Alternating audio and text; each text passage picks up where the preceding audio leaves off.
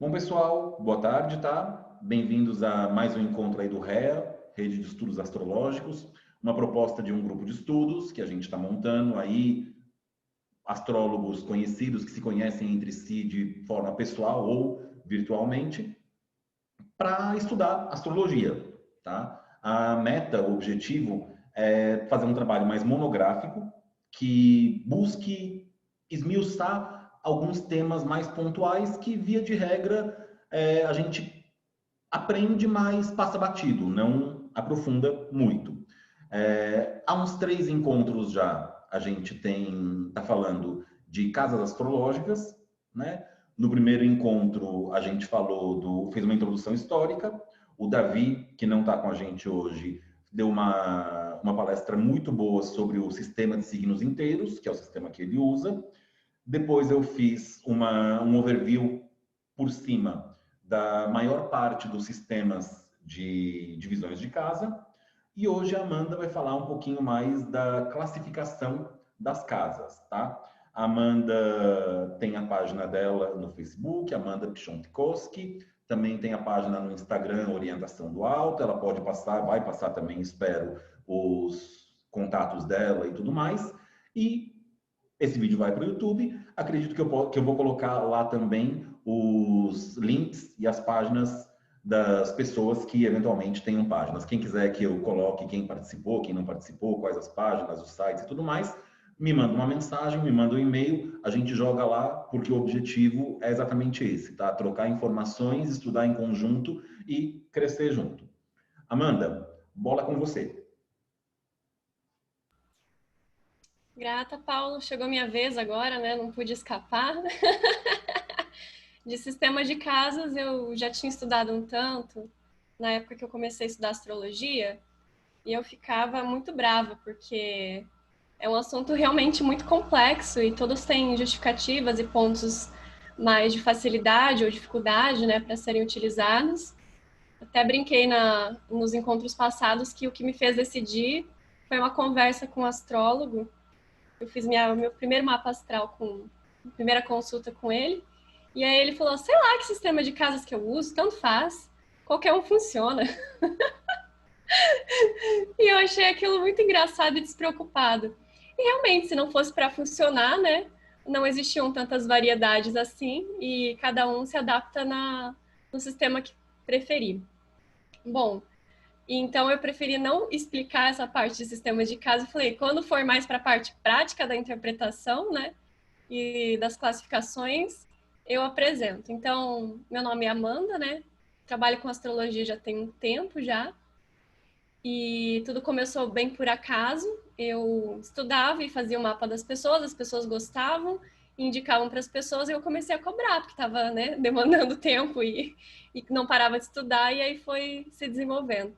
E astrologia é algo que a gente continua estudando mesmo depois de muito tempo trabalhando e estudando, porque é algo muito rico. Então, como eu sei que aqui também existem pessoas que não são astrólogas, eu vou falar o astrologuês e vou tentar falar de uma forma um pouco mais simples, como eu tenho tentado fazer também nas minhas redes sociais, né? Como o Paulo já falou, no Facebook eu tô com a Amanda Piontekowski, mas eu acredito que se procurar orientação do alto me encontra também. No Instagram eu tô só como orientação do alto, acho que tem meu nominho lá, mas o user é esse mesmo. Tem canal no YouTube, mas tá, eu só vou postando os vídeos lá, preciso melhorar um pouquinho. E e eu não preparei slides, porque eu não sou virginiana, mas eu vou fazer do mesmo sistema que eu faço com os meus alunos, né? Eu, na verdade, preparo uma parte escrita e também vou auxiliando com os recursos de visualização no próprio mapa. Então, eu vou, depois, mais para frente, compartilhar a tela com vocês para ir explicando. Então, independentemente de sistema de casas, quando a gente vai olhar para o mapa astrológico, a gente fica um pouco confuso, porque ele é cheio, recheio de símbolos, né? Tem um formato que pode ser, às vezes, quadrado, vai ser visto em sistemas mais antigos, mas eu vou trabalhar aqui o sistema redondo, porque eu acho mais prático e é o que está mais acessível para todos, acredito eu. E é uma representação do céu, como a gente já estava falando, e dos espaços do céu, para ser mais específica. E quando a gente olha para esses espaços, eu gosto de sempre comparar as casas como palcos, né, ou áreas da vida da pessoa. Assim como a gente tem outras linhas de estudo que usam essa correspondência com o espaço, né?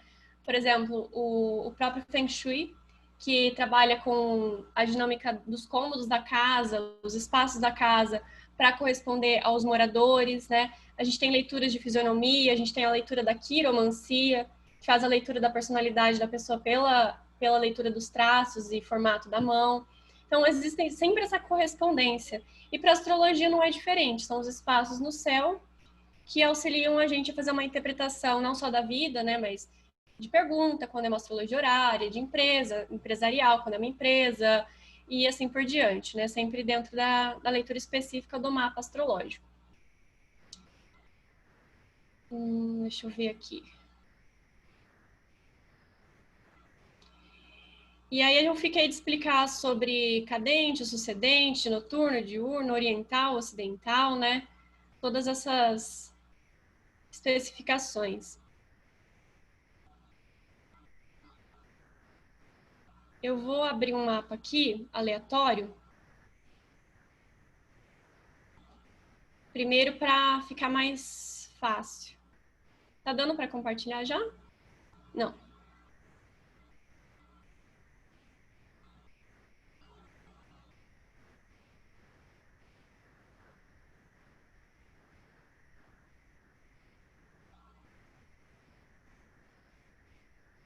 Amanda, deveria estar dando para compartilhar a tua tela.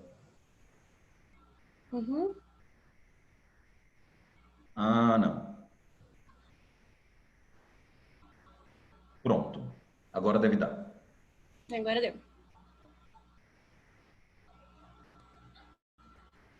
Eu só abri o SolarFire e abri o mapa do momento, que ele abre automaticamente, que é para a gente olhar as casas, né? Então, nossa, quanto símbolo, o que é isso, quanta coisa.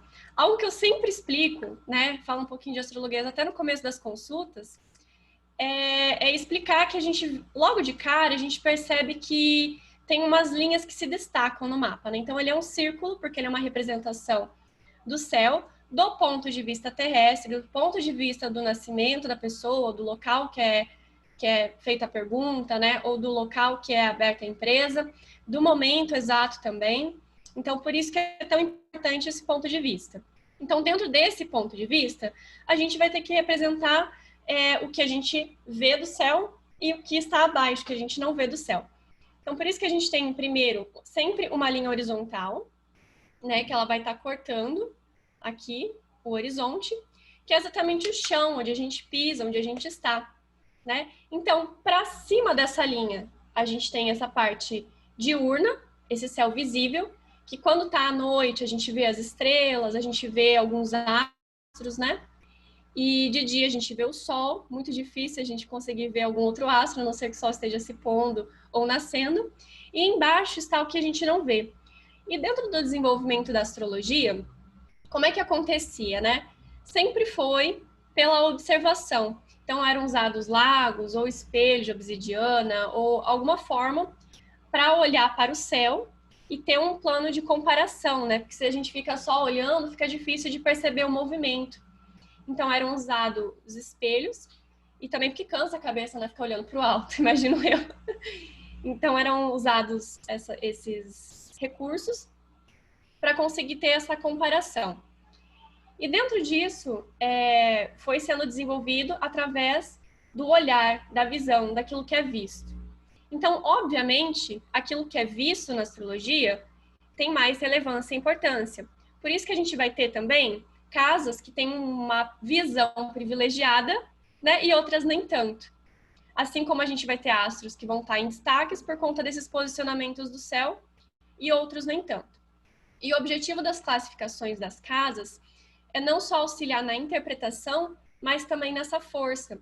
Então, normalmente eu começo pelo menos o curso falando um pouco mais sobre a essência, sobre os astros, sobre os signos, que são outros elementos do mapa astrológico. E aí a gente trabalha uma dignidade essencial. Quando a gente vai falar sobre casas e essa força que elas têm, a gente vai falar sobre dignidade acidental. Acidente, né, é meio que sem querer.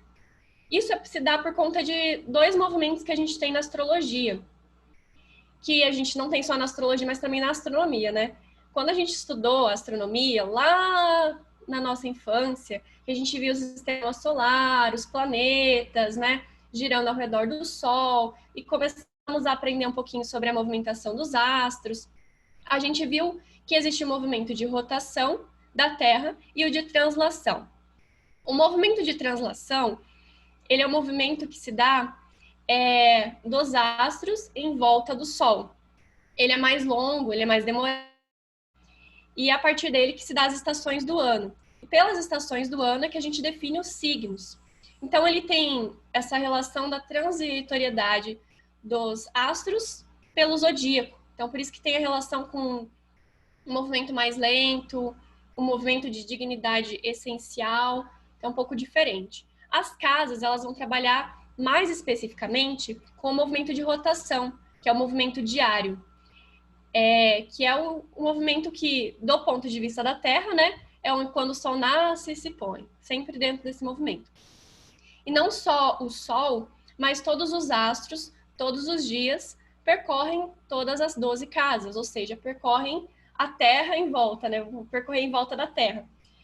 A astrologia vai utilizar justamente esse ponto de vista geocêntrico mesmo, não tá errado, não é maluquice, né? A galera fica meio maluca com isso quando descobre a astrologia, porque parece, como assim? Nada a ver, né? Não é o Sol que gira em volta da Terra, a Terra que gira em volta do Sol. Mas como a gente estava falando do desenvolvimento da astrologia, que sempre foi baseado no ponto de vista da Terra, é importante a gente lembrar que o ponto de vista é importante, porque é a correspondência desse ponto de vista com o movimento do céu.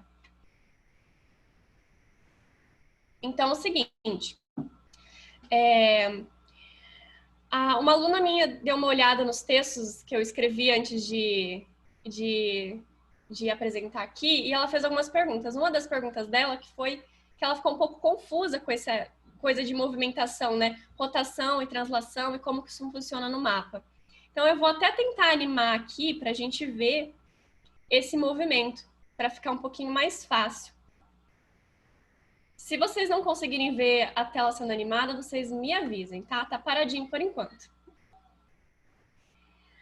Esse é o mapa do dia 12 de setembro, às 10 para as 3 da tarde. Então, foi agora há pouco, tem uma meia hora. O Sol, para a gente ficar mais fácil, é essa bolinha amarela que está aqui no signo de Virgem, tá? Na casa 8, né? Nesse canto direito superior do mapa, ok? Então, lembrando que a gente tem essa linha do horizonte, né? Então, todos os astros estão aqui fazendo esse movimento deles, tanto... Depois eu vou diferenciar os movimentos. E outro que a gente pode observar é a Lua, que também é bem fácil de interpretar. Está no signo de Câncer, aqui na casa 6, abaixo da linha do horizonte. Então, eu vou movimentar em 1 hora. Deu para ver?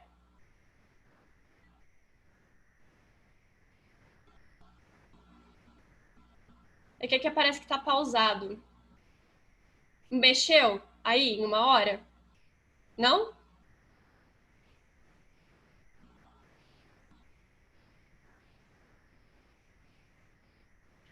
Não mexeu aqui para mim não, Amanda. Agora vai. Foi, né? Então tá, ó.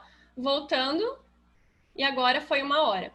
Então o Sol ele começou a descer na linha do horizonte, né? A Lua também, todos os outros astros. Então agora, se eu colocar para as 4h48, ele desceu mais um pouquinho. E todos os astros consequentemente.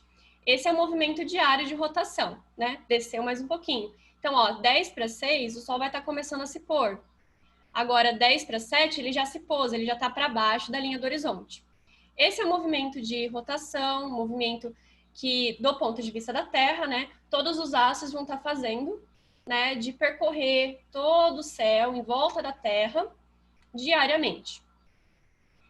Agora, voltando lá para as 2h48, eu vou fazer um movimento diário, ok? Então, no mesmo dia, teoricamente, o Sol vai estar mais ou menos na mesma posição, certo? Então, todo dia ele nasce mais ou menos no mesmo horário, se põe mais ou menos no mesmo horário. Porém, conforme vai se passando os dias, a gente percebe que tem movimentação um pouquinho. Pela sombra da casa a gente consegue ver, né? A lua também é fácil da gente perceber. Então, aqui, ó, a lua mesmo, a gente percebe que do dia 12 para o dia 13, ela fez o movimento contrário e já entrou em Leão. O Sol também já está em 21 de Virgem, depois ele vai para 22. A Lua já vai para o grau 15 de Leão. No dia 15, ela já está no finalzinho de Leão, o Sol está em 23 de Virgem. Então a gente percebe que é o movimento contrário que eles vão fazendo. É legal a gente reparar isso para ficar mais fácil de entender o movimento e depois também ficar mais fácil de entender tanto as classificações das casas quanto fazer a interpretação do mapa astrológico também. Vai dando uma noção de lógica, de possibilidades muito boa. Por isso que eu sempre falo, repito, falo de novo, já fiz vários vídeos sobre isso, olhem para o céu e observem os movimentos.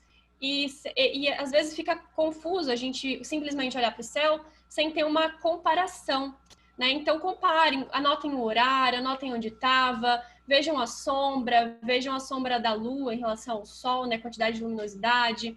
Compare, por exemplo, a Lua, que é um astro rápido, né? Se ela está conjunta com algum outro astro, depois lá para o mesmo horário, no outro dia, para onde que ela foi. Então, isso vai dando uma noção de dinâmica de espaço muito boa e vai auxiliar a gente a entender depois as casas, tá? Então, beleza.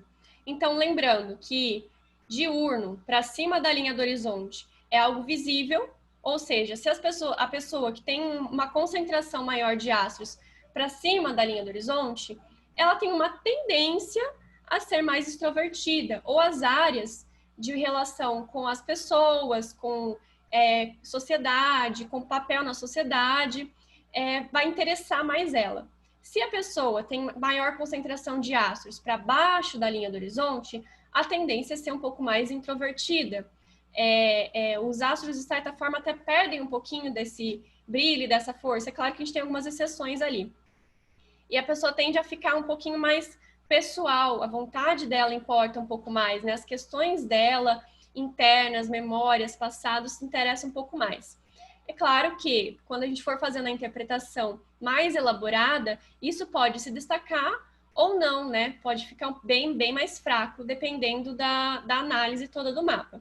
Mas, de uma forma geral básica, eu acho mais eficiente já chegar de cara e olhar para um mapa desse do que ficar pegando aquela tabelinha. Sol em Sagitário, Lua em Peixes, né?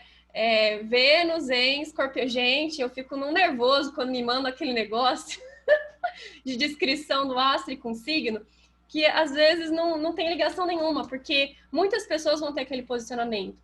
Só que quando a gente olha, a gente visualiza a localização, tem muito mais impacto, é muito mais eficiente, muito mais importante. E é engraçado porque muitos clientes me perguntam: é normal ter uma concentração grande de astros em determinado espaço do mapa? Essa é uma dúvida frequente também. E é normal sim, até porque a gente às vezes tem alguns astros que ele tem uma órbita muito curta do ponto de vista da Terra também, né? Então eles estão sempre bem pertinho do Sol, no caso de Mercúrio e de Vênus, então eles vão estar sempre perto do Sol. A gente pode observar nesse mapa aqui que eles até estão meio longe comparado ao que geralmente estão, né? Mercúrio está em Libra e Vênus está em Leão. Ou seja, já estão nos signos do lado. E às vezes acontece dos outros também estarem ali. Então, às vezes acontece de mapa mais esparramado ou menos esparramado, dependendo da situação.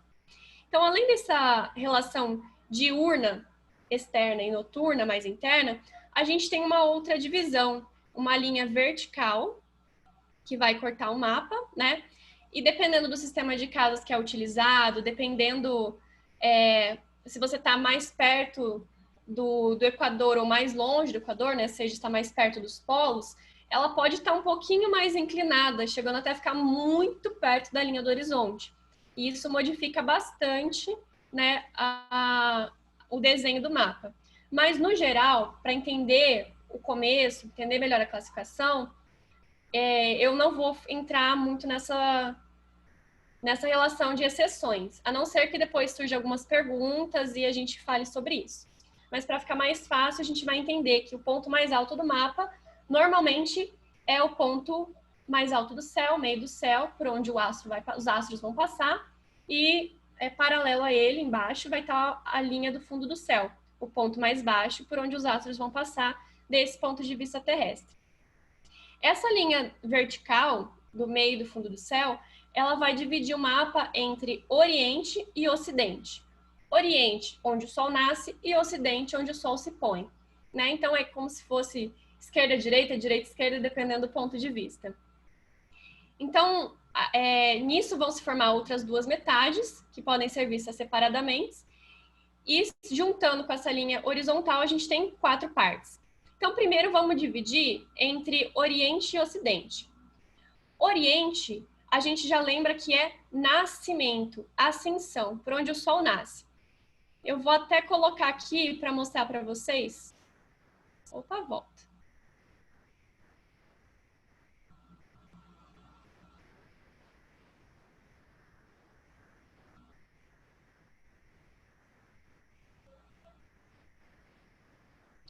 Ó, hoje às 10 para as 5 da manhã, como é que tava?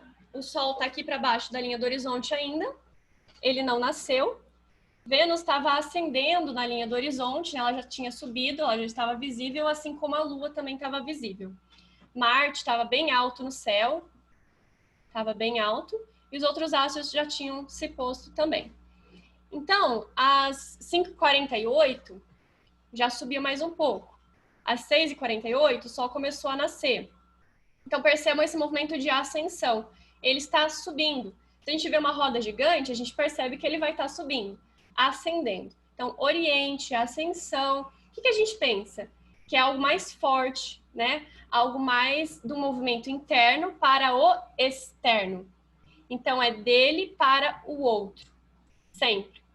Então, essa concentração de astros nessa parte mais oriental do mapa, normalmente os astros estão mais fortalecidos e a pessoa tem uma tendência a ser mais ativa, mais voltada para os interesses próprios, interesses pessoais e vontades íntimas dela mesma. Vai pensar mais nela mesma e se projetar para fora, para o mundo, para o outro. Tudo bem? Em contrapartida, depois do Sol atingir o ápice dele, ele vai começar a se pôr. Então, das casas 3, 2, 1, 12, 11, 10, ascende, sobe. Depois da casa 10, então temos 9, 8, 7, 6, 5 e 4. Ele vai estar no movimento inverso, como se fosse uma roda gigante, então vai estar começando, o declínio vai estar começando a descer. Por isso que elas também são chamadas de descendentes, né? Ou ocidentais. Isso significa que os astros eles vão começar a perder um pouco mais a força deles e a característica da pessoa fica um pouco mais voltada para o outro, para a reação. É como se ela por ela mesma não fosse o suficiente. Ela está sempre procurando uma interação de um impulso externo para voltar-se para si, né? Então, ela está sempre na reatividade, ok? Então, eu já expliquei diurna, noturna, Oriente e Ocidente. Alguém tem alguma pergunta ou quer fazer uma colocação antes de eu continuar?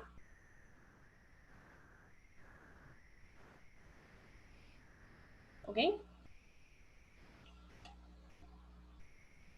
Pode seguir que tá maravilhoso, viu? Bem legal. Vai no embalo. Então tá bom, vamos continuar. Dentro do script do Paulo não tava lá os quadrantes, mas eu resolvi colocar os quadrantes porque eu explico com os quadrantes. Ele fala, faz isso se quiser, então eu vou colocar os quadrantes. Então, dentro disso, do diurno, noturno, oriental e ocidental, a gente percebeu que se dividiu em quatro partes, certo? Aí eu vou até compartilhar com vocês um outro desenhinho muito maravilhoso que eu encontrei por aí, né? Talvez eu tenha feito, talvez não. Cadê? Não é esse. Acho que vocês estão vendo, né? 1, 2, 3, 4. Ótimo. Muito bem elaborado nos gráficos, né? A qualidade da letra, como vocês podem observar, eu sou uma pessoa excelente com design gráfico aqui. Profissional. Mas atende o que eu estava precisando. Então, a gente tem o desenho das casas, sem os astros, sem nada, e temos ali a divisão para ficar um pouco mais clara. Lembrando dessa linha do horizonte e depois essa linha que corta o meio do céu e o fundo do céu. Então, como a gente tinha visto, a parte de fora, a gente tem a relação com o mundo, com o exterior. A parte noturna de dentro com a casa, com o interior. A parte oriental, ativa, o eu. A parte ocidental, os outros, reativo. A contagem das casas, ela é feita de forma contrária ao movimento diário dos astros. Então, a gente tem casa 1, 2, 3, 4, 5, 6. Só que o Sol, ele faz o movimento inverso, como a gente estava vendo, né? Ele faz o movimento de casa 1, 12, 11, 10, daí já deu meio-dia. 9, 8, 7, 6, 5 e 4, 3, 2 e 1. Faz o movimento contrário. Retomando lá o que a gente tinha visto do movimento. A contagem dos quadrantes eu faço dessa forma. Primeiro, com as casas 1, 2, 3. Segundo, com as casas 4, 5, 6. Terceiro, com as casas 7, 8 e 9. Quarto, com as casas 10, 11 e 12. Porque para mim faz mais sentido, fica mais fácil, é o que eu vejo a maioria. Mas eu já vi em alguns sites, alguns autores, colocando a contagem dos quadrantes de forma diferente. Uma coisinha, Amanda, eu vi as duas contagens também, tá? Só que a outra contagem, que é no sentido inverso, né? Como os quadrantes 12, 11, 10, o primeiro quadrante, 9, 8, 7, o segundo, 6, 5, 4, o terceiro e 9, 2, 1, o primeiro, é para oferecer, né, para definir as qualidades elementais dos quadrantes. Então, não, na minha opinião, não tem nada de errado em usar um ou outro, mas eles são para contar, por assim dizer, coisas diferentes. Então, não é nem uma divergência doutrinária sobre o que é o certo e o que é errado. Os dois podem e depende do que você está contando. Entendi. Eu até vi essa contagem dos elementos das duas formas também, só que com variação. Tanto usando de uma forma quanto de outra, mas a qualidade que era colocada ali era a mesma, né? Que no caso do primeiro, aqui como tá, né? O primeiro é sanguíneo, né? O segundo melancólico, o terceiro colérico e o quarto fleumático. Então sempre era assim, mesmo que a contagem o contrário. Mas enfim, já vou explicar sobre isso também para quem tá meio perdido. Até a minha aluna viu e perguntou: nossa, é assim que calcula temperamento? Ah, bom, se fosse fácil desse jeito, né? Mas, enfim, dentro desses quadrantes, então, a gente vai ter uma mistura, né?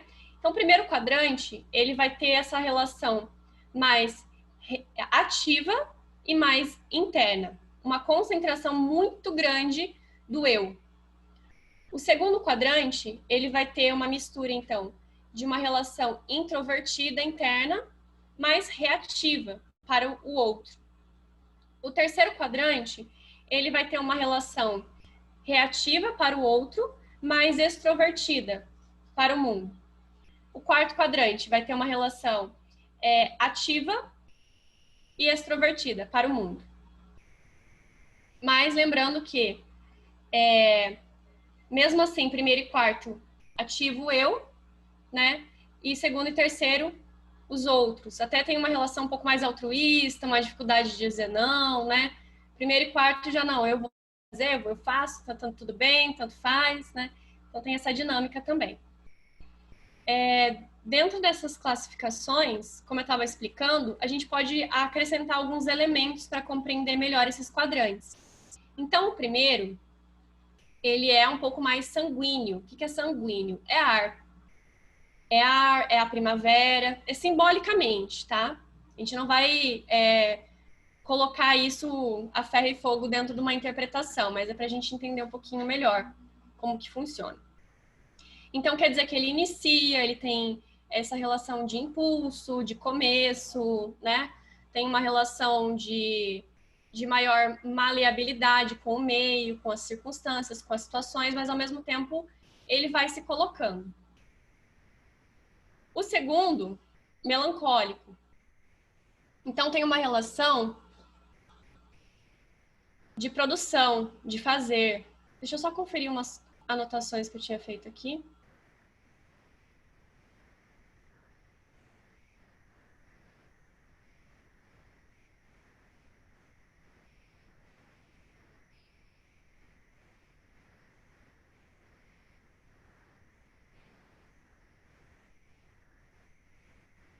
Ah, eu já confundi mesmo. Paulo nem falou nada. Eu confundi os elementos. Estava desconfiada disso. Ah, sim. Eu achei estranho, eu ia procurar depois, mas o que eu tinha visto é que a lógica dos Aham, elementos, ele é o caminho do Sol, aham, né? Então, é o primeiro quadrante quando você olha para o zodíaco. uhum, Então, Áries, Touro, Gêmeos é o primeiro, é sanguíneo. Leão, Virgem, Libra é o segundo, é colérico. É, o 7, o 8, o 9 é o terceiro, melancólico. E o 10, o 11 e o 12 é o quarto, fleumático. Quando você uhum. fala das casas, é o caminho do Sol também. Então, 12, 11 e 10 é sanguíneo. 9, 8, 7 é colérico. 6, 5 e 4 Melancólico. melancólico. E os 3, 2 e 1 é o fleumático. O que para mim ajudou muito a entender, apesar de eu já ter visto essa ordem de elementos em uma linha muito específica de cabala que eu tinha estudado, a ideia é a seguinte: começa no sanguíneo. O oposto ao sanguíneo tem que ser o melancólico, porque ar e terra fazem casamento alquímico. E aí depois vem o colérico, e o oposto ao colérico tem que ser o fleumático, porque água e fogo fazem casamento alquímico. Eu tava É o joguinho mnemônico aqui que eu. melancólico, daí os outros eu confundi tudo, a contagem. Não, tudo bem. Então tá, vamos começar de novo. Ainda bem que eu não expliquei tudo, né? Eu percebi assim, não, tem alguma coisa que não tá batendo. Olha, eu só não falo que a gente vai editar o vídeo para ficar na ordem certa desde o começo, porque eu não sei editar vídeo, tá? Se alguém souber, sinta-se muito à vontade. Também não tem problema, não. Esses dias eu fiz uma live, eu tinha esquecido de anotar as datas do Mercúrio retrógrado. Gente, peraí. Abri um negócio lá e fiquei perdida olhando data de Mercúrio. Do Marte retrógrado faz parte. Ai, ai. Melhor ir fazendo do que esperar ficar perfeito, né? Eu não sou virginiana, né? Lembrando disso. Então tá bom. Sapatões. Lembrando, lembrando dessa relação do Sol, do movimento solar. Então, quando ele está nascendo nas casas 12, 11, 10, no quarto quadrante, ele vai ter um movimento de expansão, de começo, de início. Então, ele está nessa relação sanguínea, né, de abertura, de interação, um pouco mais flexível com as relações. Depois que o Sol atinge o ápice dele, ele vai estar nas casas 9, 8, 7, no terceiro quadrante, ele está nessa relação mais forte, né? Quente, seco, colérico. Então, a gente já tem esse quarto e terceiro quadrante nessa expressão mais para cima, para fora, sanguíneo e colérico. São temperamentos mais expressivos também, né? Mais voltados para fora. Então, fogo e ar, né? Tem essa relação de ascensão, de para cima.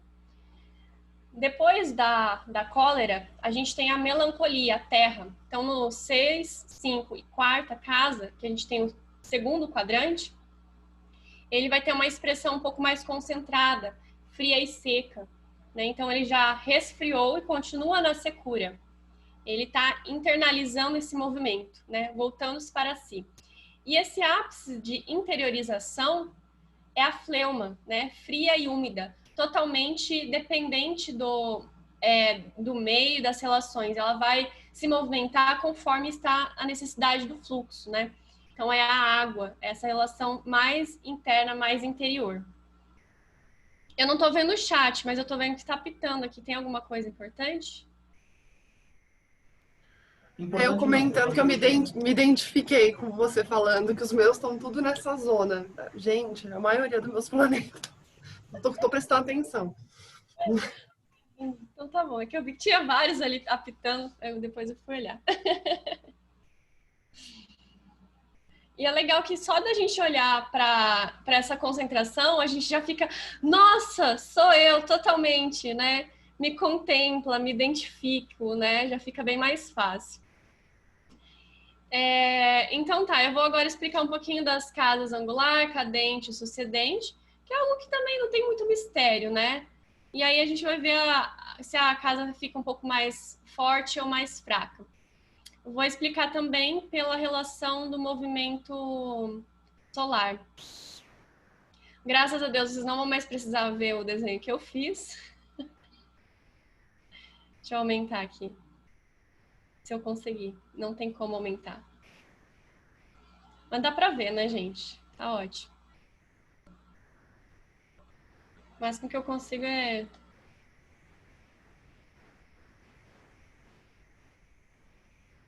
aqui. Então, o gráfico ele é bem claro e bem óbvio. As rosinhas são angulares, as verdes sucedente e as amarelinhas cadentes. O que é angular, sucedente e cadente? Angular vem de ângulo, vem de algo que dá uma direção, né, um apontamento. É por onde começam os quadrantes, né, se vocês forem reparar, o primeiro quadrante, segundo quadrante, terceiro e quarto, ali nessa ordem, né, 1, 4, 7 e 10, quando eles começam. Então, a gente ainda tem essa linha do horizonte, a gente ainda tem a outra linha vertical do meio do céu e do fundo do céu. Tá? Essa mesma relação.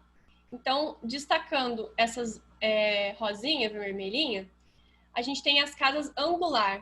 Angular significa ângulo, direção. Elas também são chamadas em alguns lugares de casas cardeais, né? Tem a ver com os pontos cardeais, tem a ver com essa relação de direcionamento. São as casas mais fortes do mapa, né? Que elas têm essa...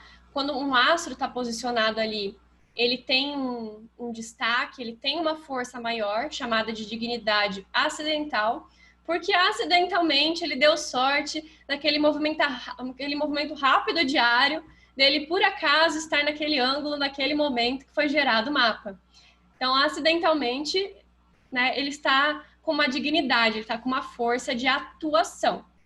Né? Não é diferente de uma dignidade essencial, que é uma dignidade de ser, de estar, de força interna. O acidente, essa dignidade por localização, é devido ao contexto. É como se um plebeu desse sorte tivesse no lugar de um nobre acidentalmente. Ele tem capacidade para agir como nobre? Não tem, porque ele continua sendo um plebeu, né? Mas ele está ali no lugar do nobre, então ele deu sorte. Então, a gente tem... fica um pouco mais fácil depois a gente fazer uma interpretação do mapa, lembrando dessa diferença, né? Do que é o que são essas dignidades. Então, depois da angular, a gente tem... só terminando um pouquinho, do movimento do Sol, né? A gente lembra também que quando o Sol está nascendo, ele está começando a ficar forte. A casa 1, ela se dá um pouquinho para baixo da linha do horizonte. Um pouquinho para baixo. Existe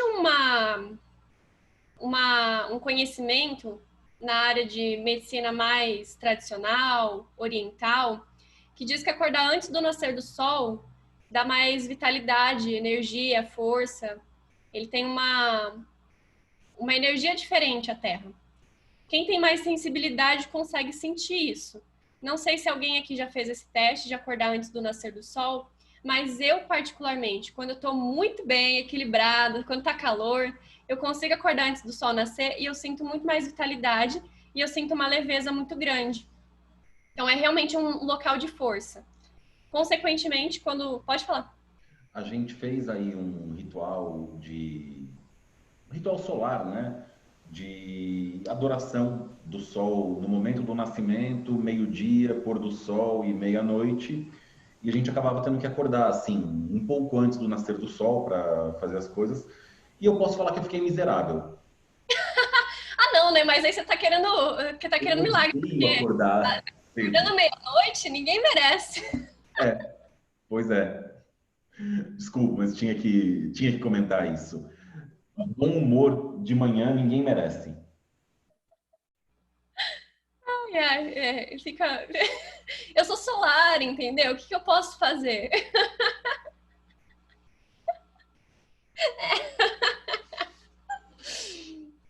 Mas eu já vi várias pessoas que fizeram isso, tá? Inclusive pessoas que não são tão solares assim, tá? Mas elas não ficavam acordando à meia-noite e deu resultado também. Na casa 10 é mais ou menos quando o sol está ao meio-dia, então ele está no ápice dele, numa casa extremamente forte, ele está torrando o que tiver pela frente.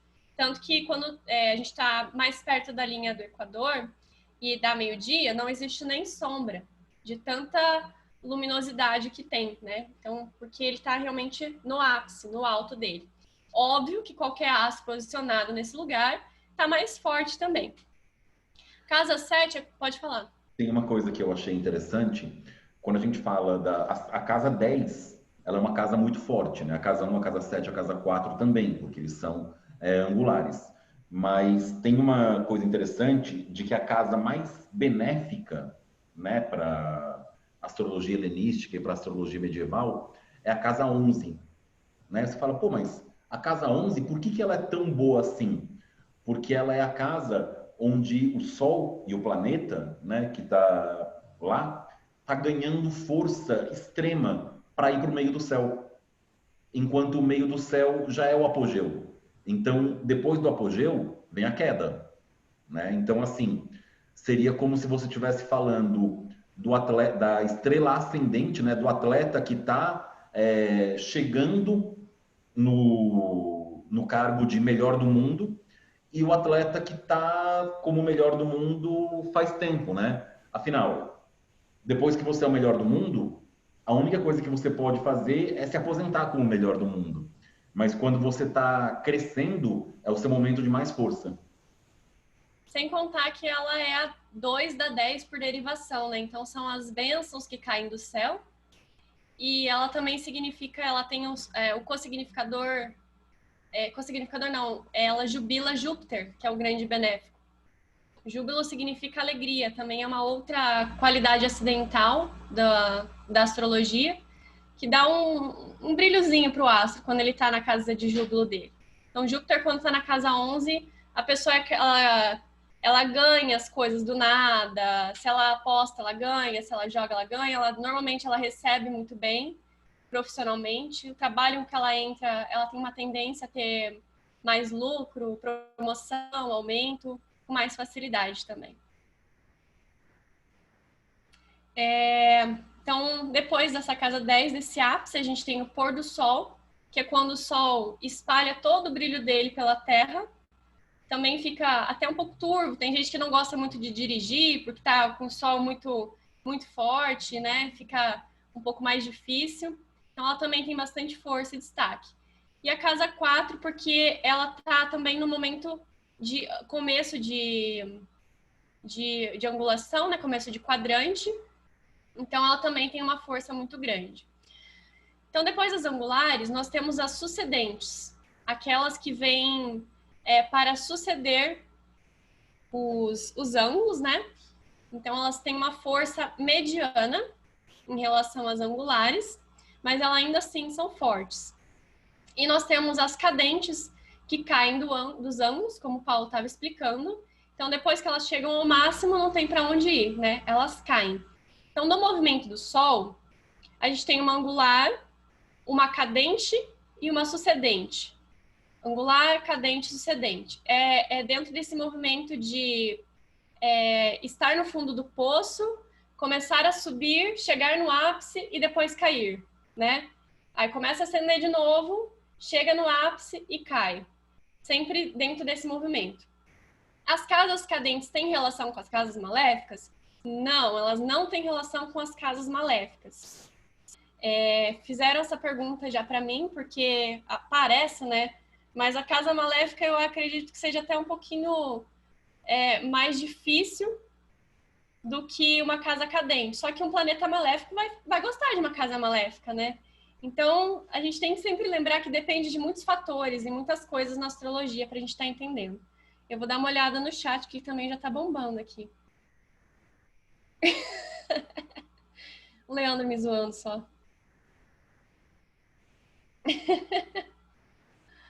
Ai, volta, cadê a imagem?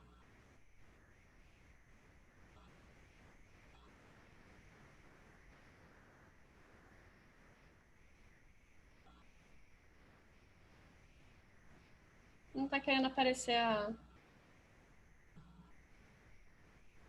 Aqui, achei. Pronto. E do movimento da contagem das casas, 1, 2, 3, ela está no ângulo, depois a gente tem algo que sucede esse ângulo e algo que cai. Mas fica mais fácil de entender pelo próprio movimento solar. Tem a ver com o signo? Não tem a ver com o signo. Também a gente tem que lembrar sempre disso. As casas não tem a ver com o signo. Não existe a casa 1 é a casa de Áries, a casa 2 é a casa de Touro. Pelo amor de Deus, esqueçam disso, porque vai confundir toda a tua interpretação. E outra coisa que é interessante eu lembrar é a ordem de força das casas, tá? A gente tem a casa mais forte, por mais que a casa favorita seja a casa 11, né? De força de atuação de um astro é 1, 10, 7, 4, que são as angulares. Depois a gente tem a 11 e a 5, que são sucedente. A 9, que é uma casa cadente, mas ela é júbilo do Sol, é a casa de Deus, então ela ganha desconto de prioridade. Casa 3, que também é sucedente, 2, 8, 6 e 12.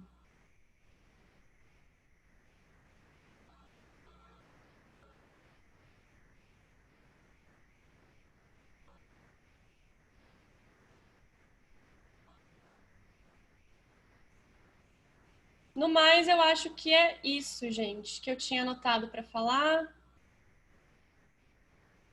das qualidades e classificações das casas. Depois daí a gente já entraria nas interpretações das casas, né? Acho que eu já falei bastante. Quero ouvir vocês falando também, perguntando, acrescentando coisas. Por favor. Tem uma coisinha que eu não sei nem. A Amanda falou, né? Do roteiro que eu fiz. Eu vou jogar no chat agora. Eu acho que todo mundo que está aqui já estava. A Dandara, eu confesso que eu não tenho certeza. Dani Mello também não lembro exatamente. Mas eu vou jogar no chat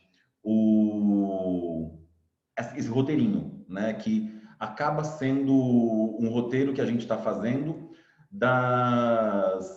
do estudo, né? Tem link, assim, eu realmente recomendo que vocês, né, que estão aí vendo, deem uma olhadinha nos links, porque tem bastante coisa bem interessante aí, né? Isso era uma coisa que eu estava devendo de mencionar para vocês. Uma outra coisa que eu acho que deixa eu confirmar aqui se isso não vai ser para as próximas. Classificação das casas, ok. Ok. Não é tão importante assim, mas eu fiz uma série de textos no blog. Eu vou jogar para vocês aqui o último deles, porque no último deles eu linko todos, tá?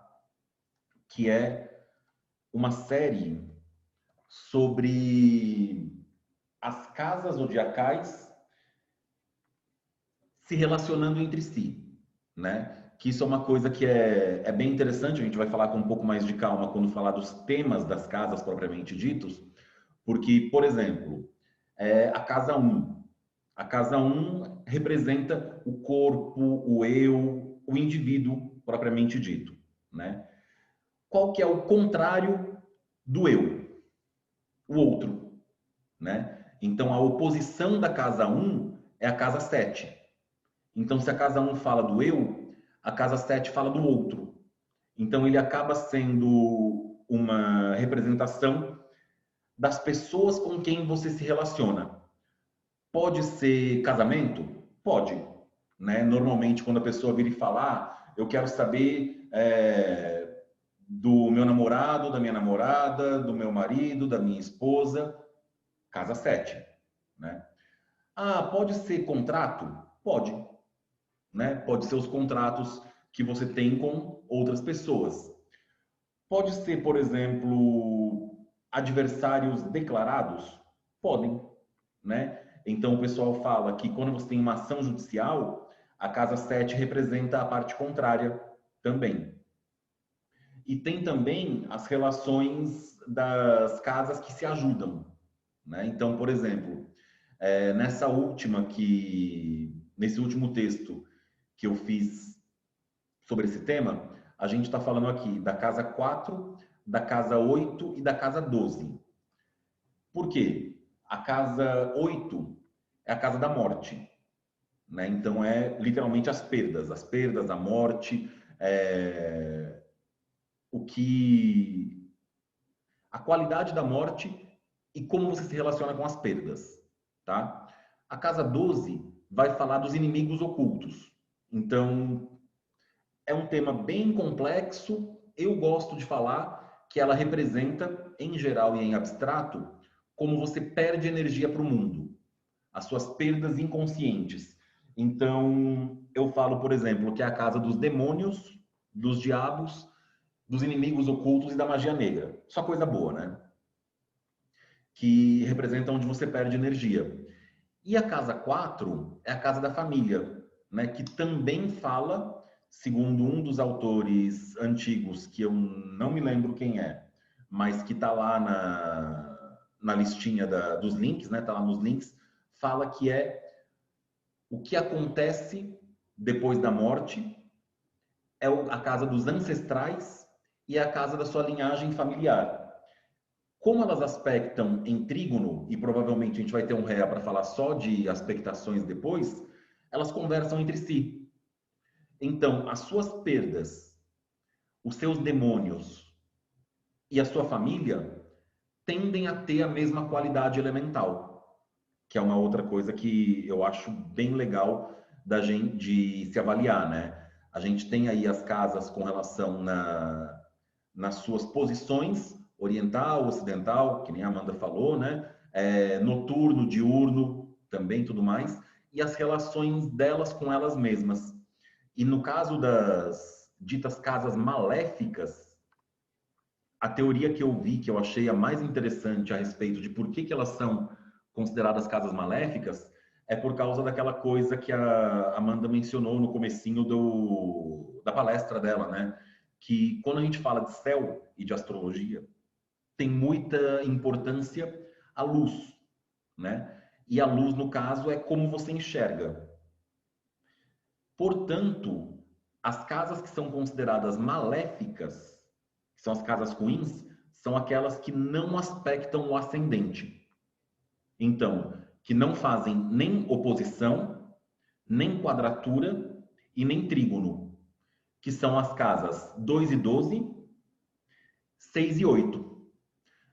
A única que é um pouco estranha com relação a isso, porque quando a gente fala na casa 6 é fácil de entender, porque a casa 6 significa doenças e inimigos, né? Quando você fala da casa 8, é morte, né? Que não é agradável, que não é bom.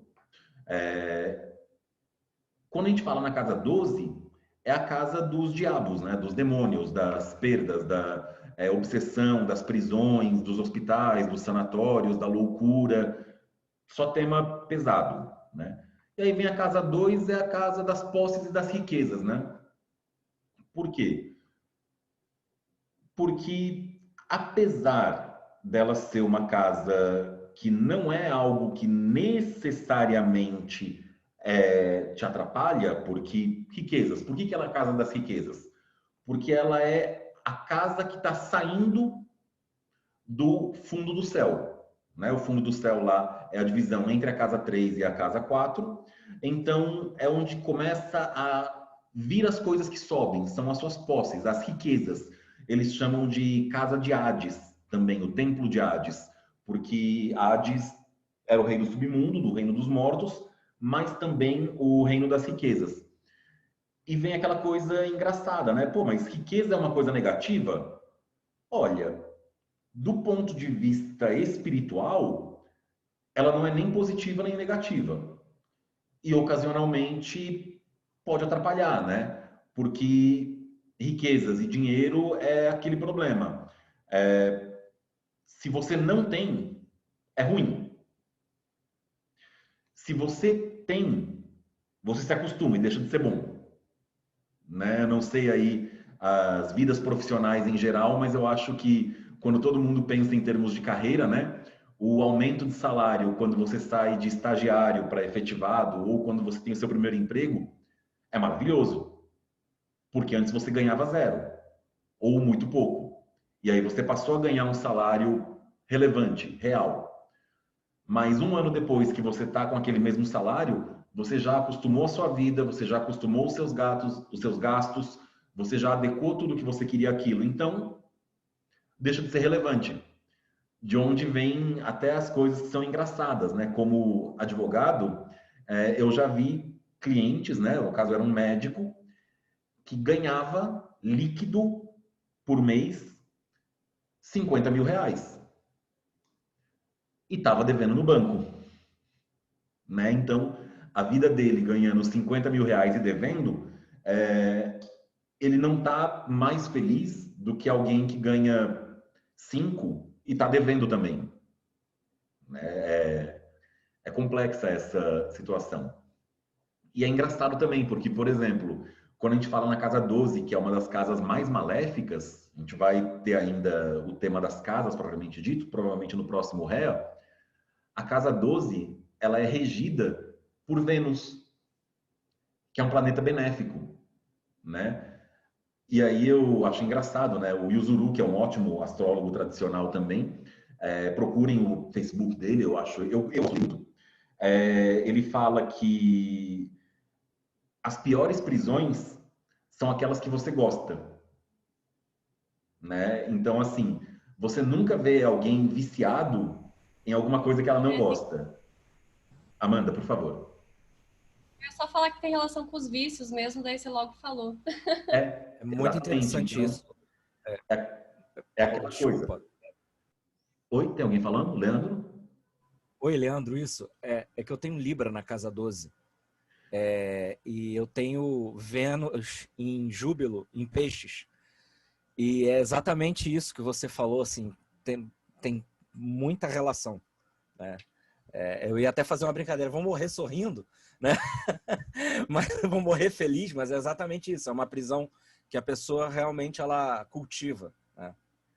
Se eu fosse fazer uma interpretação assim, tirada da bunda e jogada, rápida, eu diria que Libra, na 12, a pessoa gasta energia agradando, né? Querendo tratar bem os outros, querendo ser aceita e ter uma relação com os outros boa. E assim, pode parecer uma coisa positiva, e em geral mas não é quando você não tem controle sobre isso. Exatamente, exatamente. Por exemplo, eu tenho a 12 em Áries. Então, quando eu menos percebo, eu tô me enfiando em briga e discutindo e tem alguém errado na internet, né? Vou precisar corrigir as pessoas que estão erradas, o que é estúpido, né? É de uma estupidez terrível. Só que Eu tenho Sol em Áries, então agradar e brigar é um negócio complicado comigo. E ascendente em Escorpião, então é complicado, complicado, viu? e são essas coisinhas assim também que é interessante de você avaliar as casas. O que eu tô achando mais legal desses encontros do REA, né, especialmente sobre esse tema das casas, não sei quem já estudou astrologia, quem não estudou. Aproveitando, tá? Fazendo um merchan absolutamente vergonhoso. Na primeira semana do mês de outubro, tá? Ou seja, entre o dia 5 e o dia 9, eu vou dar um curso de astrologia via Zoom, tá? Então, quem tiver interesse, manda mensagem, manda WhatsApp, manda e-mail, manda mensagem aqui, porque é por essa linha. Mas o que eu acho legal é que quando eu comecei a estudar astrologia, a primeira coisa que eu peguei foi o basicão, né? Ah, casa 1. A casa 1 significa o eu e a personalidade. Casa 2, dinheiro. Casa 3, irmãos e amigos. Casa 4, família. Casa 5, diversão e férias, né? Nem tinha falado em termos de sexo na época. Mas aí quando você pega para ver a bibliografia e o que cada um dos antigos falava a respeito, é muita coisa nova que aparece. E pegando monograficamente assim, talvez eu tente reduzir, né, os estudos do REA a uma apostila, um e-book, alguma coisa do gênero, para liberar de algum jeito, né, não sei ainda qual, para aproveitar e consolidar aí o que está sendo pesquisado, o que está rolando. Eu tenho a parte escrita do que eu falei hoje, eu só não mandei lá porque eu queria revisar. Eu não tive tempo de revisar aquela. Eu não sou virginiana, mas algumas coisas eu sou, tá? Mas aí depois eu mando para vocês a parte escrita. Bom, gente, alguém tem alguma pergunta, algum comentário, alguma coisa? Eu tenho um, mas eu não sei se é pra Eu tenho essa... um. Oi? Pode falar. Oi? Mariana e Aline, pode ser qualquer uma das duas antes. É porque você estava falando da Casa 12 e eu tô acompanhando aqui. E, tipo, eu achei bastante interessante que fala do vício e da questão. E eu já tinha lido a respeito que também fala do oculto, essas coisas. E no meu mapa eu tenho quatro planetas. Eu não sei se pode falar assim, mas 4 planetas na Casa 12 em Escorpião. Então, tipo. Eu fiquei pensando aqui, velho. Tipo, isso não sei, bem doido. Aí entram as variações de estudo, né? Em geral, a Amanda, eu, Ricardo, o Davi, que não está aqui dessa vez, o Cláudio, e como eu dou uma ênfase para essa questão da astrologia tradicional, tende a maior parte das pessoas aqui a estarem na astrologia tradicional, tá? A astrologia moderna dá algumas interpretações que, na minha opinião, são equivocadas. Por exemplo, essa associação da casa 12 à espiritualidade. Eu discordo, tá? E eu digo para você por que eu discordo e em que sentido e qual é a minha conclusão, né, a respeito dessa alteração moderna. Eu gosto muito de uma lógica que é feita nas casas, no estudo das casas, que, muito para minha vergonha, eu tirei de um texto escrito... Qual que é o nome daquele filósofo louco do Bolsonaro lá? O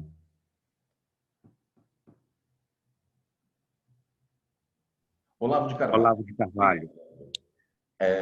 O Olavo de Carvalho, ele é zoado, tá? Por ter sido astrólogo por muito tempo, ok?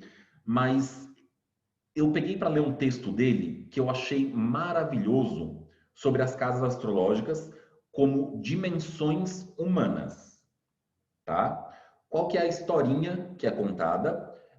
Eu vi que a Deborah Holding discorda disso, mas eu não. E eu discordo da Deborah Holding nesse sentido, que é uma coisa meio tensa de falar.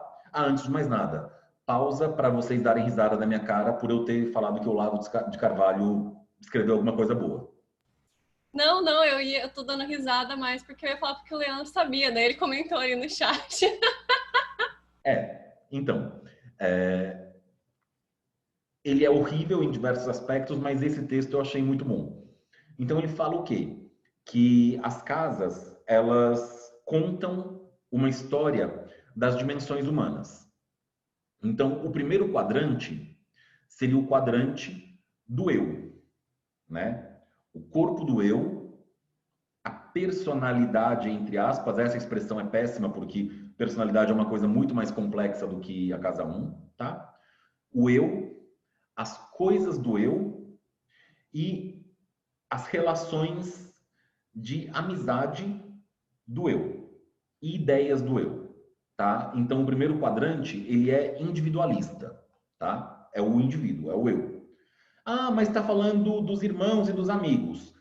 Tá falando dos irmãos e dos amigos. Só que a relação dos irmãos e dos amigos tende a ser uma relação muito derivada do que as pessoas pensam.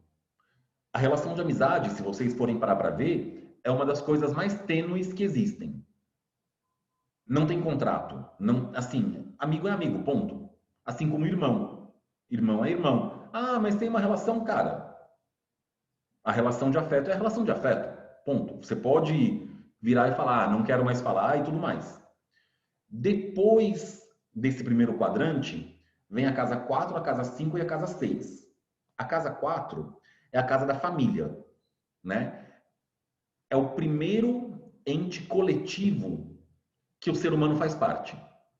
Todo mundo nasceu de um pai e de uma mãe e é, portanto, fruto de uma família. Então, a família é a primeira dimensão coletiva do ser humano. A casa 5. A casa das diversões, das férias, do sexo. É a primeira expressão individual da personalidade humana. Eu gosto de falar que a casa 5 é as coisas que você faz sem compromisso com mais ninguém. Só com você. São as suas diversões. Ah, eu gosto de jogar futebol. Você não deve isso para ninguém. Ah, sexo. Você não deve isso para ninguém. Diversão, leitura, filme, música. São as coisas que você faz de livre e espontânea vontade, tá? Em que você é o único beneficiário. A casa 6. A casa 6 e a casa 7 são o limiarzinho lá, que a Amanda mencionou, do eu com o mundo, né? O horizonte, o descendente, é quando você separa o lado da noite, que é o indivíduo, que é a introspecção, para o lado do dia, que é para fora. Então, a casa 6, sendo a última casa em que você está na parte de baixo, eu entendo que é onde você interage com o mundo. E como que você interage com o mundo? Trabalho técnico, ou para astrologia tradicional, trabalho escravo, trabalho servil. Então, por exemplo, eu sou advogado. Qual que é o meu trabalho técnico? Escrever. Tal pessoa é terapeuta. Qual que é o trabalho técnico dela? Conversar, trazer, conduzir a pessoa por um processo terapêutico. Eu sou médico cirurgião. O trabalho técnico é literalmente pegar o bisturizinho, ir lá e abrir a pessoa. Tá? É como você muda o mundo. É você colocando a mão na massa, por assim dizer. E a casa 7 é a sua relação com o outro indivíduo. É o toma lá da cá. Casamento, contrato e tudo mais. Ou seja, a partir da casa 7, você começou a ter uma relação com outra pessoa. De contrato, bilateral. É o eu com o outro. A casa 8 é a casa da morte. Tá? A casa 9 é a casa que eu chamo de casa das egrégoras. Por quê? Porque ela fala das filosofias. Filosofia é um conjunto de ideias interrelacionadas entre si mesmo. Exemplo clássico, tá? Vamos imaginar que eu acredito em reencarnação. Ok? Isso é uma ideia. E eu acredito em karma. Legal, isso é outra ideia. E eu acredito em redenção, no paraíso, no céu. Legal. Você tem aí as 3 ideias que falam do nirvana, que falam do hinduísmo, que falam do budismo. Eu posso ter, por outro lado, a ideia de, não ter reencarnação. 2, ter um julgamento.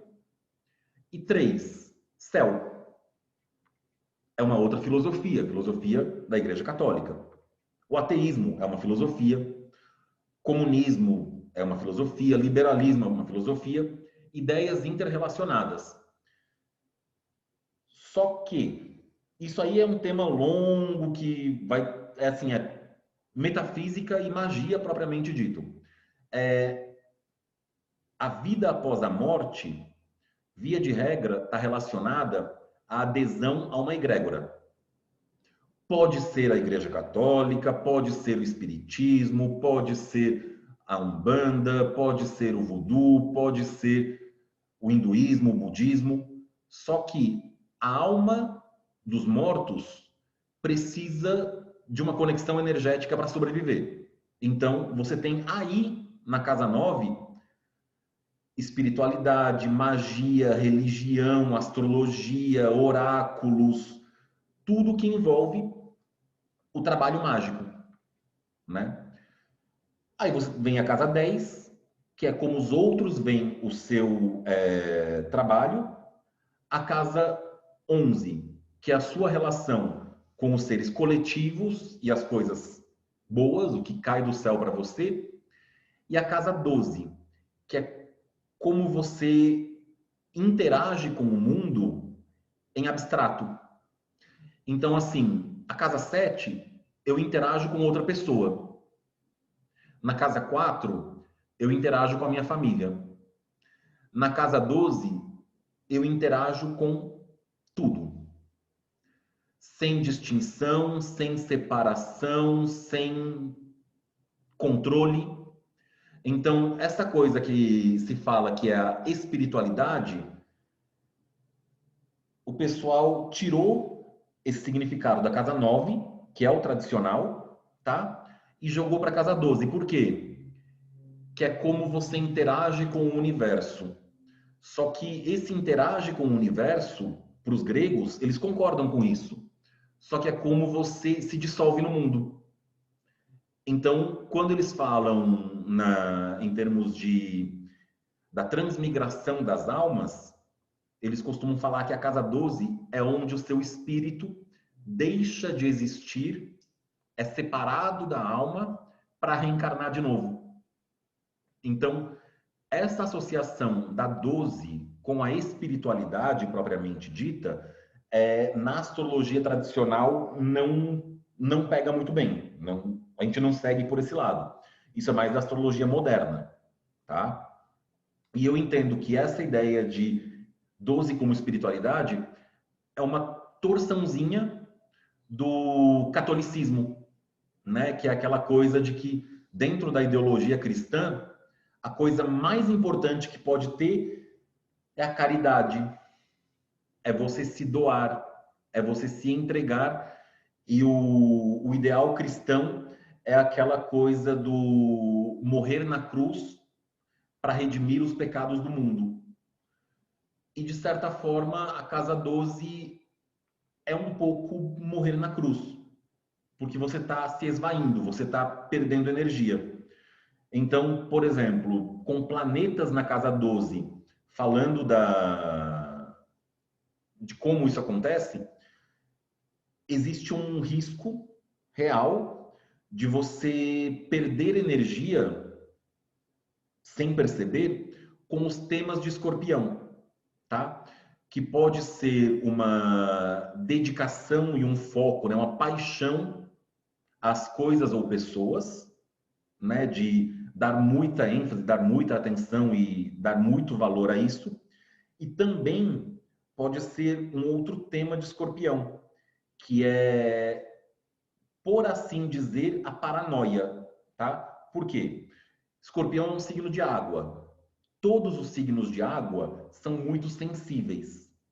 E, ocasionalmente, eles não gostam de se machucar. Óbvio, ninguém gosta de se machucar.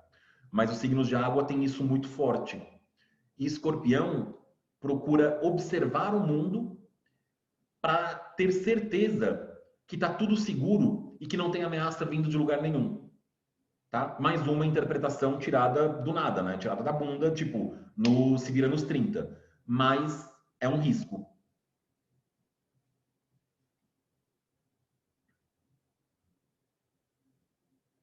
Ok?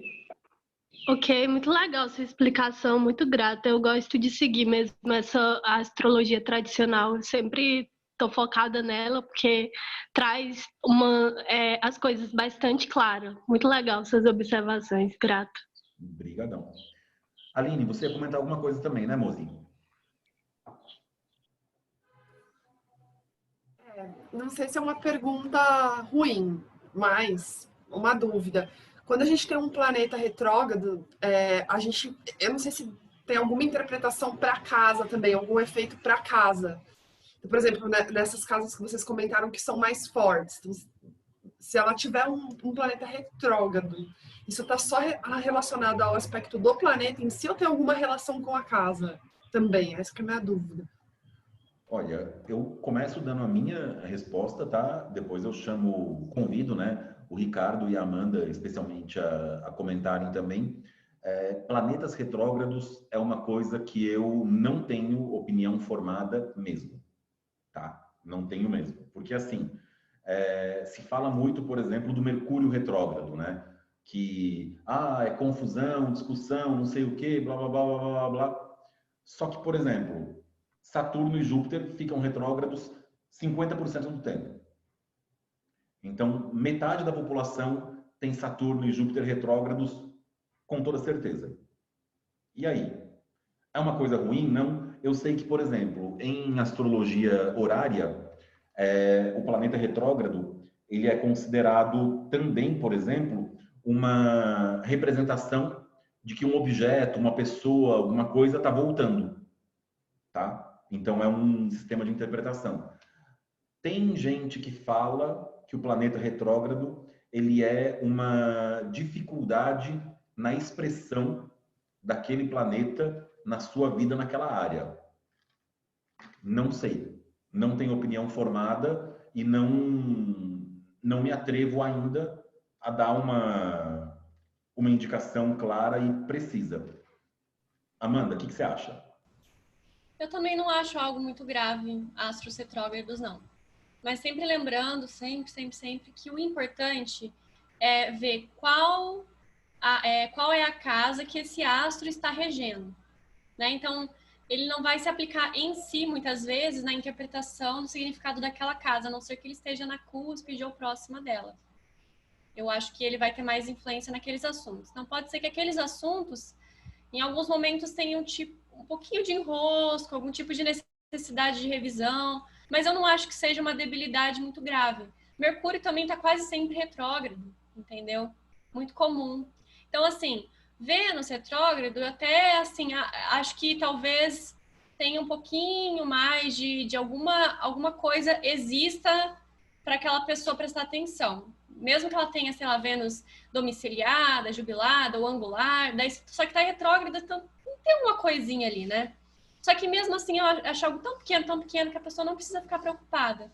Só que nos trânsitos, aí eu vejo que no âmbito coletivo, para a astrologia mundial, aí acontecem algumas coisas diferentes, sim. Mas mesmo assim não é para todo mundo. Não é todo mundo que quando o Mercúrio está retrógrado vai ter tudo queimado, né? Um monte de desentendimento.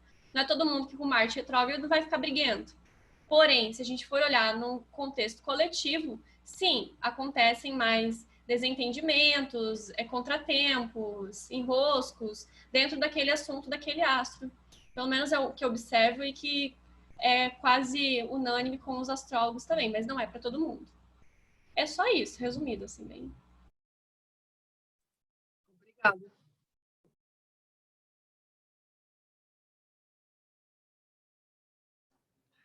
Ricardo, comentários sobre os planetas retrógrados? Não, eu acho que a Amanda já deu uma sintetizada total. Eu só colocaria que, a nível pessoal, precisa ver se o planeta retrógrado, se na casa que ele está, o que ele representa, porque tem alguns planetas aí que, dependendo de onde estão retrógrados, eles podem representar uma pessoa que vai aparecer na vida do indivíduo E também tem os aspectos a levar em consideração.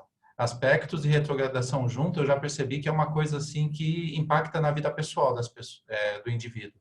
Já vi isso acontecer, por exemplo, uma pessoa que tem um planeta retrógrado na casa 9, que faz uma oposição a um planeta importante dela. Você vai perceber que vai ter fases na vida da pessoa que ela vai cruzar com professores, pastores, gurus, que ele imagina que são uma coisa e no final ele percebe que a pessoa está hesitando, não sabe ensinar bem aquilo, a pessoa vai, como que eu posso dizer?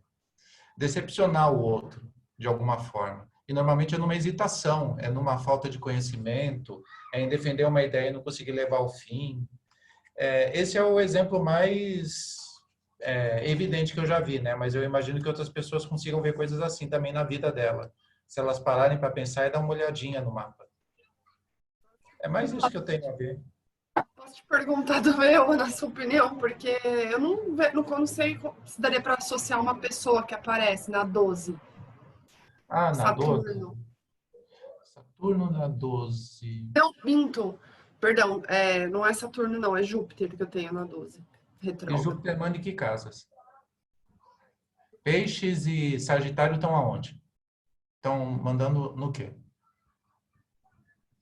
Peixe está na 10. Não, minto, tá na 11, né? Peixe está na 11 e a outra que você falou? Sagitário. Sagitário tá na 8. Aí é difícil, né? Normalmente a gente tenta nem pensar a respeito da 8, né? Já que é a casa da morte mesmo. Então, Júpiter está retrógrado na 12 e está relacionado com a casa 8. Com a casa 11 já dá para pensar mais uma coisa assim, sabe? Sei lá, eu precisaria analisar melhor, mas você nunca percebeu, por exemplo, se algumas amizades suas assim, elas parecem que são uma coisa e são outra? Isso sim. Então, é um jeitinho assim bem básico de ver, né? De repente eles parecem que são uma coisa, são outra, de repente eles dão para trás, eles vêm com umas ideias e de repente eles não completam isso, seja em qual nível que for. Eu precisaria dar uma olhadinha no mapa total. Faz Caso- correlação com as casas, né? Com a relação com as casas. Bom, é isso que eu imagino, né? Não sei se tem tanto fundamento assim, mas por enquanto é o que eu tenho observado nas pessoas. Bom, do meu ponto de vista é esse. Você está mudo. Bom, gente, mais algum comentário, dúvida, alguma coisa? O Paulo, boa tarde, é o outro Ricardo aqui. Me corrija se eu estiver errado, mas eu acho que o que você falou da casa 12, né, e da casa 8, aliás, desculpe, da casa 12 e da casa 9, a astrologia moderna também fez com a 5 e com a 8, não é isso? Com relação ao sexo? Tá? É isso. Esse erro da astrologia moderna, da 5 e da 8, o que eles falam? Eles associam as casas, tá, aos signos. Então, o que eles falam? A casa 8 é regida por Escorpião. Mentira, tá? Não existe isso. Primeiro, porque signo não rege nada. Segundo, quem rege é planeta. Então, não existe essa história de que a casa 8 é regida por Escorpião, tá? Como Escorpião rege os genitais, isso é verdade? Eles falaram, já que Escorpião rege os genitais e já que Escorpião rege a casa 8, logo, a casa 8 é a casa dos genitais, a casa do sexo e dos filhos, tá? Só que isso está errado. A casa do sexo é a casa 5, tá? Sempre que você for procurar alguma coisa relacionada a filhos, a sexo, a diversões, etc e tal, é a casa 5. Não tem jeito. O que é outra prova, né, de que signo não rege nada. Porque a casa 5, supostamente, estaria associada ao signo de Leão. Só que Leão é o signo mais estéril que tem no zodíaco. né? A título de curiosidade, tá? Duas amigas minhas, que não se conhecem em momentos diferentes, viraram e perguntaram: ah, você tem como ver astrologicamente se eu vou ter filhos? Tenho. Ok.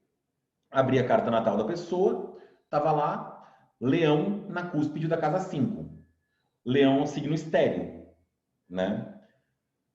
Nas duas. As duas tinham essa mesma configuração, Leão na casa 5. Aí eu falei, olha, não dá para falar que você não vai ter filhos, tá? Mas tudo indica que você vai ter dificuldades em engravidar se conseguir ter filhos, que não vai ser fácil e que talvez tenha que fazer algum tratamento, alguma coisa do gênero, não sei. Mas sugere que você vai ter dificuldades em engravidar, em ter filhos. Então, provavelmente, se for para ter filhos, tende a ser um no máximo, né? E com um pouco de dificuldade.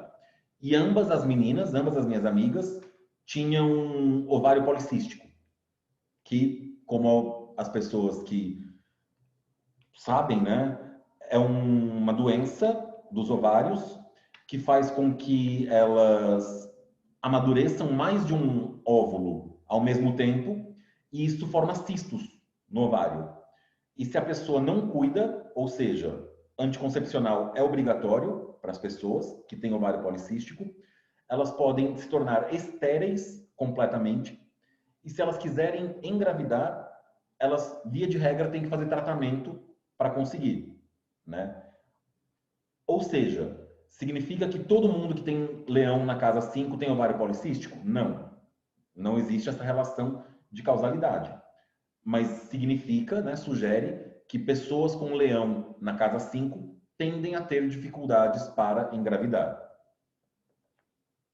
Mas, sim, isso que o outro Ricardo comentou é bem verdade. A astrologia moderna pegou e fez essa outra troca também, da 8 com a 5. Também, a casa 8, ela vai ter uma relação com a pequena morte, né? Que seria o gozo, o expelir. Tanto que tem relação com a excreção, né? Também. Com urina, fezes e o gozo em si. Então, não um momento de prazer, mas de sair, né? De esvair. Porque o sêmen também tem relação com a vida. Já quanto à fertilidade no mapa, eu não olho só o signo da casa 5, né? Eu vou olhar o regente, vou olhar a lua, vou olhar como é que é o histórico dela de gestação e nascimento, para ver se teve algum problema, alguma relação com ancestralidade, com a mãe principalmente. E atualmente, infelizmente, a gente não está tendo uma alimentação adequada, não está tendo água realmente com qualidade, então esses casos têm aumentado muito. Eu já, para a medicina tradicional, né, tem essa coisa do tratamento um pouco mais alopático, anticoncepcional, mas eu estudei um tanto, ainda estudo sobre a medicina mais tradicional, e eu vejo que às vezes não é uma coisa biológica, mas são os hábitos que estão ali favorecendo um ponto do mapa que já está um pouco complicado, debilitado de infertilidade, né? Então a gente tem uma geração de mulheres que tiveram filhos em hospitais, sofreram violência obstétrica, então, ou ainda eram obrigadas a ter um filho atrás do outro, porque era cultural aquilo, né?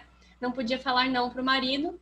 Então, isso passa geneticamente para as filhas. Então, elas ficam com esse temor, né, da gestação, da gravidez, do parto. Então, tem uma tendência a ter mais infertilidade. Mas existem formas mais naturais de estar equilibrando isso também. No ponto das mulheres, essa questão da violência obstétrica, da relação com os próprios hormônios é notório. E no caso dos homens também, né? Essa relação com os hormônios é muito complicada.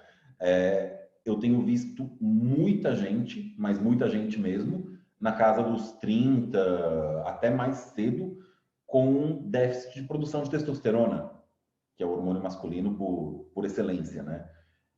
E assim, má alimentação, falta de atividade física, descuido em geral, tende a caminhar para isso, tende a levar bastante para isso.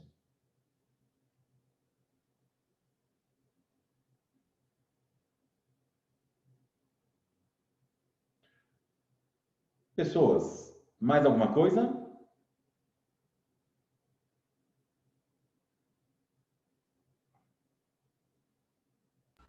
Bom, só vou agradecer a participação de todos, então, já que não temos mais perguntas e colocações. Até que rendeu bastante, né, esse encontro, foi bem interessante. Falamos bastante, até estendemos mais, né, o conteúdo. Bom. E eu acho que ficou de um conteúdo, olha, excelente, a gente está de parabéns. Sou grata pela contribuição de vocês, pela atenção também. E daqui 15 dias a gente tem mais, né? Exatamente. Isso. Já deixamos pré-agendado, tá? 26 de setembro, próximo REA. Joia. Beleza? Valeu, galera. Até a próxima. Pessoal, Espero que vocês tenham gostado. Até mais. Obrigada, Amanda. Obrigada, pessoal. Obrigado. Tchau, tchau, gente. Obrigado.